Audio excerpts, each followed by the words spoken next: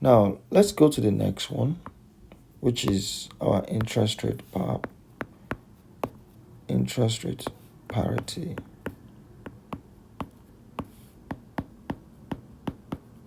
Theory. This one is not any difficult or different. It's just similar to your purchasing power parity. Very similar. The only difference is that you use interest rates instead of inflation. So remember, purchasing power of any money is affected by inflation. Yeah, that is why purchasing power parity theory is about inflation. But interest rate parity theory is about interest rate. And what is this one saying? This one is just saying that the real rate, I explained the difference between real rate and money rate in my investment appraiser videos, so I believe you understand what that means, but I will just tell you again. Real rate is the rate without inflation. Yeah, so what interest rate parity theory is saying is that real rates should be the same. Should be the same across countries. Remember, purchasing power parity is saying price should be the same across countries.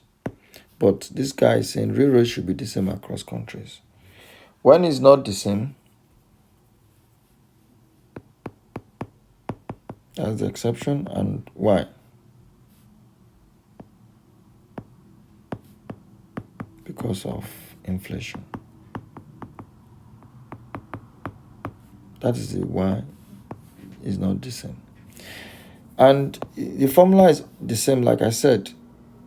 It's just the same formula as purchasing power parity. The only difference is replacing interest rate for inflation. So it's saying if you want to predict future rate is spot rate multiplied by 1 plus the real rate of first currency divided by the 1 plus real rate of second currency. That's your future rate.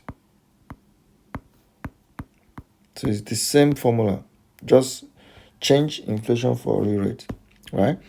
But in theoretical terms, what it's saying is that real rate should be the same across countries, except if there is inflationary differences. Yeah. So another way to put it is that you cannot make money by investing in countries with high interest rate because of bad exchange difference. Let me put it this way. So it's saying that no benefit in investment in high rate. When I say rate here, I'm talking about interest rate. Do this quickly. High interest rate countries. Take for instance, you go to Pakistan. Pakistan probably interest rate is about 24%. Yeah, so no benefit in investment in high interest rate countries because the extra profits will be eroded by the poor, or we call it weak FX rate. So if you are in the UK, maybe in the UK, your investment rate, interest rate is 3%. You say, no, that's too low. I'm going to Pakistan, I'm going to India, I'm going to Nigeria or Zimbabwe. I want to go and invest at 25%. That's a lot of money. Don't worry, go ahead. You change your pounds to rupee or peso or whatever currency, and you invest in 25% industry country. By the time you make the money, you need to bring the money back to UK. But by that time, the exchange rate will have also weakened because it is high inflationary environment. And because of that, you will probably even be worse or the same. So what he's saying is that you cannot arbitrage. You shouldn't be able to do arbitrage because any form of arbitrage will be eroded by the poor exchange rate. You will not be able to benefit. Yeah, you will not be able to arbitrage because of the poor or weak exchange rate. Will always catch up on you, right? That is what interest rate parity theory is all about. And I must mention lastly to you that this one is considered as a poor predictor of exchange rate. Purchasing power parity is the best. This one is poor. The third theory we're looking at now is the international fissure. And this one is just easy. What this is just talking about is just a combination of the two we've looked at. It's just he believes in both. So it's a blend of purchasing power parity theory and the interest rate parity theory. And what he's saying is that this one we looked at in investment appraisal as well. He's just saying that remember money rate. I remember we did it in investment appraisal. I told you money rate is a combination of inflation and real rate, right? And that's why he believes that 1 plus money rate is equals to 1 plus inflation rate multiplied by 1 plus real rate. That is what international fissure effect is all about, right? So because he believes that by the time inflation is added, inflationary effect is added to the money, to the real rate, what you will get is a money rate once these two combines. And that is what he's trying to do here, right? So in a short time, what he's saying is, let me put it like, say if you take away inflation, which means let's deal in real terms. Yeah. Interest rates. Yeah. In real terms.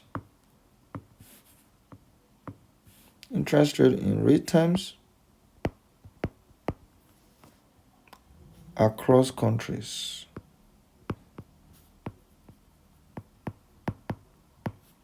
should be the same. Because we expect that inflation will make the exchange rate to weaken accordingly. So whatever money you think you are making because of the difference in rate, inflation will punish you with the exchange rate and you will not be able to make extra money because real rate should be the same. But ladies and gentlemen, it's not to say that that will always be true. Sometimes it is not always true because this is also a poor predictor. And let's look at a question quickly, just like we did for the other one. Let's look at a question here. Yes, this one. Look at this question. So let's solve a question on interest rate parity theory and international fissure theory. So look at the first question. This one is on interest rate parity. The current exchange rate is this. The interest rate in UK has been given, in Eurozone has been given. Then we should predict the exchange rate in 1 year using the interest rate parity theory. So that is what we need to do now. And we'll go back to our formula that said the future 1 year rate, the future FX rate equals to the spot FX rate multiplied by 1 plus interest rate in first currency divided by 1 plus interest rate in second currency. So we know our spot rate to be 0.7865. You can see in this time, pounds is the first currency they wrote. So we need to put the interest rate for pounds first, which is 5.5%. Then divided by 1 plus 4%. Because because the second currency is Eurozone, which is this. Now, if we use a calculator for that, that's 5.5% plus 1.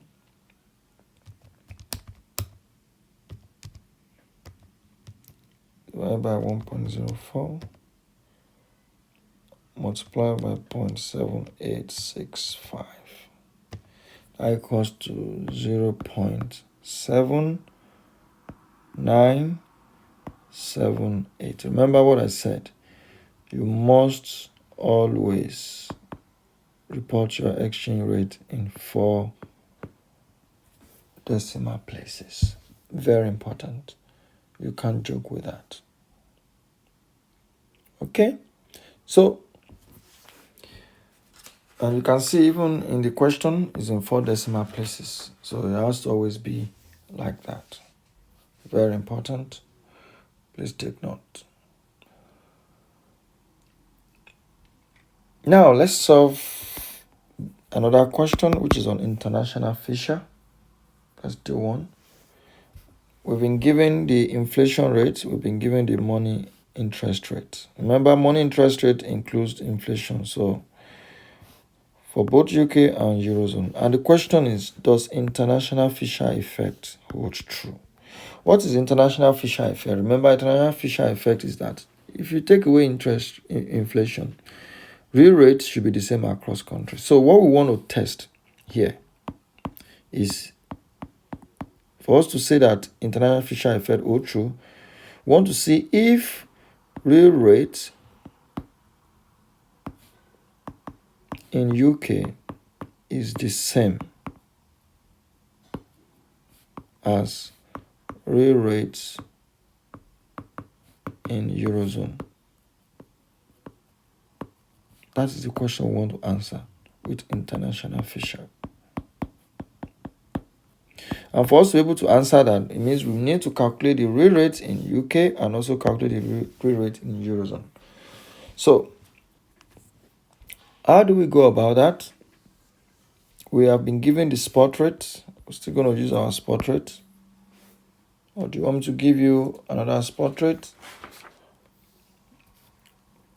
Okay, maybe to make this one easier, I can give you, let's say, the spot rate for international Fisher here.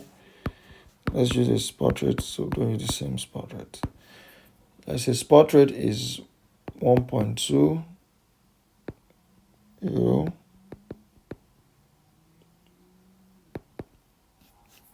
No, right.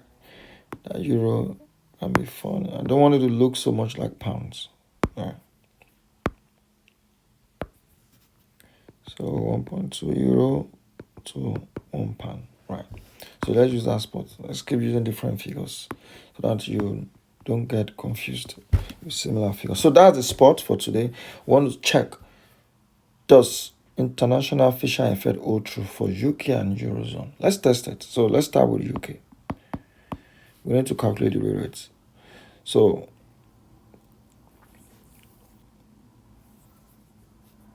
just keep this, even we don't need it, but let's just keep it there. What we know is that Fisher has told us that 1 plus M, which is the money rate, is equals to 1 plus R, which is your real rate, multiplied by 1 plus I, which is your inflation rate. So in the UK, our inflation is 5.5. So this is 1 plus 5.5%. 1 plus R is what we want to calculate, and we know money rate is 7%. We've been given that. So which means 1 plus R equals to 1 plus 1.07 divided by 1.055. And that equals to 1.07 divided by 1.055. That equals to 1.0142. And R equals to 1.0142 minus 1. Then R equals to 0.0142. And this is also equivalent to 1.42%. So that gives us 1.42% for that. Likewise, we need to check for the other country. So 1.42, yes, 1.42. Yeah. So we need to check for Eurozone. What is the real rate in Eurozone? Is it going to be 1.42? If it is 1.42, then that means Fisher effect stands. If not, then it does not stand. But let's check. Using the same formula, so the money rate in Eurozone is 5%. So that equals to 1 plus R into 1 plus inflation rate of 4%.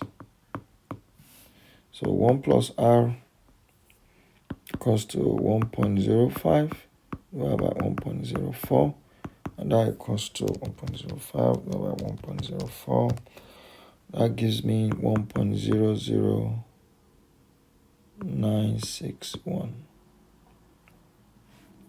And R equals to 0.00961, which is the same thing as 0.96%.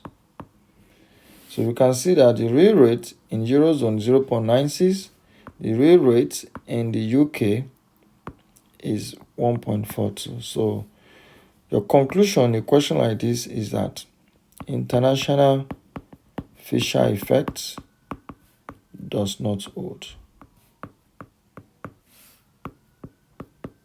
Because, don't just stop there, you must tell us why.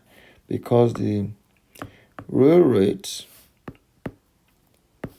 in the UK of 1.42% is not the same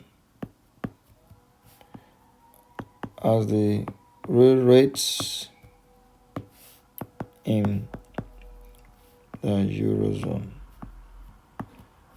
with 0.96%. Simple. Then you have your full marks. This is a very popular question, and I can bet with you there's a likelihood if you don't get this in section A, you'll get it in section B. So that is it with how to predict exchange rate. So we've been able to deal with the overview, which is where we started, the overview of finance risk, and most importantly, the FX risk that we're looking at. So the next recording, I will start with how do we manage FX risk.